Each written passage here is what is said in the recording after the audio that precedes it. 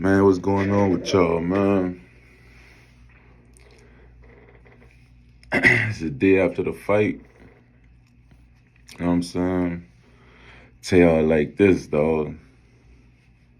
Turkey Al Sheik know how to throw a good motherfucking party, you know? He know how to throw a party, dog. He gotta get that fucking timing better. Understand who the fuck the entertainers is in America. But all in all, he ain't got no complaints out of me, dog. Ain't no complaints. That shit was beautiful. It was new. It was fresh. You hear me? It was some whole new shit, but with that smoke on that bitch. You hear me? I think the car was nice. Man, I'm gonna start off. First fight I seen was I seen a David Morrell. I seen a David Morrell fight. I forgot the guy's name. He hold on, I'm gonna search it up for it right now, man. Don't even trip. You hear me? I don't know why we be doing all that guessing when we got this motherfucker. We got the internet, we got Google, we ain't gotta even, you know what I'm saying? We ain't even gotta guess, we could just get it, you know what I'm saying? So look, I don't know how to pronounce his name anyway, so fuck that. But I think David Morrell was very underwhelming, you hear me? I think dude was real underwhelming, you hear me? I know David Morrell a bad motherfucker. That was his first fight since moving to 175, so I ain't gonna be too hard on him. You know what I'm saying? He'll do better, but I say take all his fights and don't be so vocal about fighting David Benavidez if you don't want your run to be over, you know? So that's how I sum that fight up, man. I think the next fight after that was the Big Baby fight. The Big Baby Anderson and Bakoli fight. But tell y'all like a man, bro. If you having second thoughts about boxing, if you don't think you should, and to be that fucking young, bro, if you already second guessing this shit, brother, just stop, bro. Because you embarrassing them trainers. You're going out there embarrassing yourself first of all. You know what I'm saying? Like if you don't know what you want to do, because all you told, all that shit, all I heard, but that you basically say that you're not coachable. After the fight, all you saying is, I knew I should have did this. I just wasn't listening. Like, so why you wasn't listening? So I think motherfucking Jared Anderson, man, for this to be his first test, and everything was in your favor, you was being promoted as the next American heavyweight, and you get up there, and Bakoli a bad motherfucker, so I ain't crazy, you know. I ain't saying that, he went up there and lost to a bum, but for this to be your first test of, okay, we've been moving them right. Now here go your test. If you the guy, here we go. You know, stylistically, you should line them up. Now, I ain't much gonna say talent and potential. Stylistically, you should line them up. And go out there and get dropped, 5 times, I think it was? Unacceptable. Unfucking acceptable, if you ask me, dog. I ain't got no... Listen, I'm gonna keep it honest, bro. I feel like he was fooled. I feel like he must have watched film and saw how George Foreman Bakoli looked and thought he wouldn't do that to me, instead of actually putting the work in to show Bakoli that he's not gonna do that to him. He just probably looked at him like, nah, man, that shit ain't. You know what I'm saying? So I don't know, dog. That's how I feel about him. Then after that, we had a very underwhelming fight in the next Big Baby. So the fucking Big Baby's disappointed. Big Baby Miller disappointed. The best way I could explain his fight with Big Baby and Andy Ruiz, Big Baby went to work and forgot to clock in. Andy Ruiz broke his hand.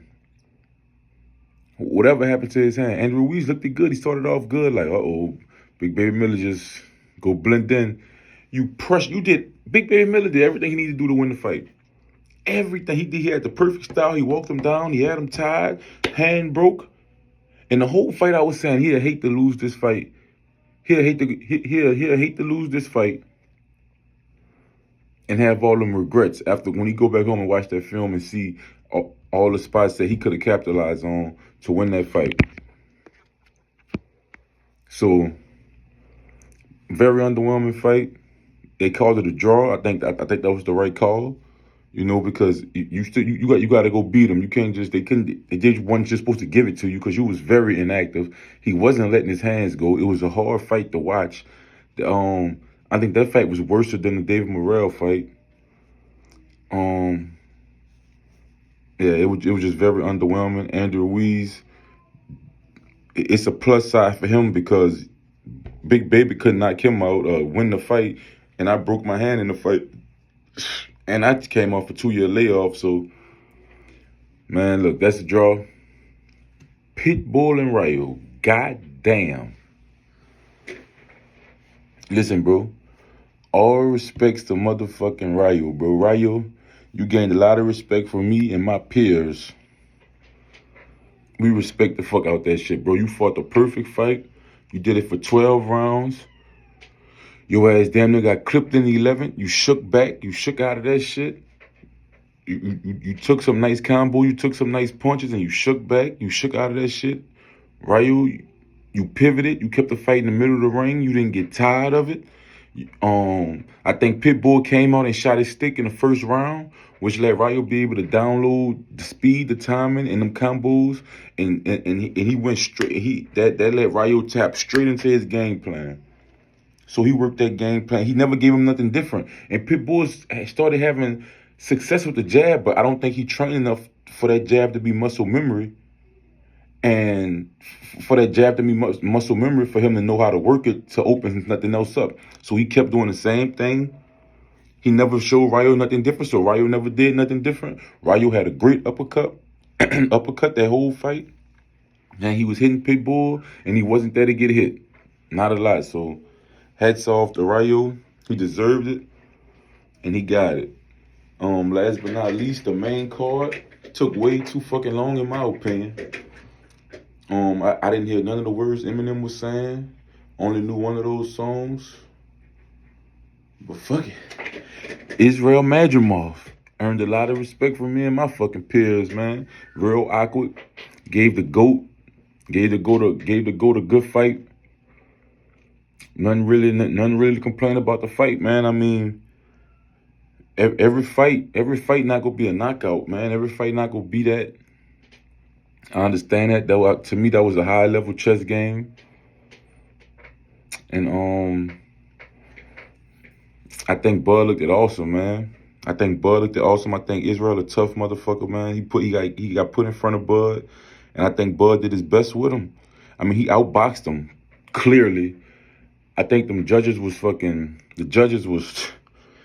not the judges. Chris Mannix and whoever the other guy was. They was pro Madrimov, and I'm so happy Sean Porter was up there to balance that hate with that love out up there. You know what I'm saying? Because it was a lot of glazing of Madrimov just because he was hanging in there, I guess, or whatever the out of the box reason was. But I think early on in that fight, early in the first round, Terrance, the way Madrimov came out, I think Terrance decided to, because I think if he'd have stayed orthodox, that would have gave Madrimov a list of things he could have done. I think the fact that Bud came out and switched southpaw early, they gave him a few things he could do. And Terrance was cool with living with those few things that he could do. He'll rather risk this than giving him a whole bunch of things that he could do. So I think Terrance fought a good fight. I think he clearly established the jab. I think he established the distance. Madrimov was peeking in there, jumping in there with some good right hands. He hit Terrance a couple times. Terrance took the punches. Madrimov a strong ass 54. And I think Bud go learn what he need to learn, dog. Get what he get from that. But this is my question. Who y'all think should be next for Crawford?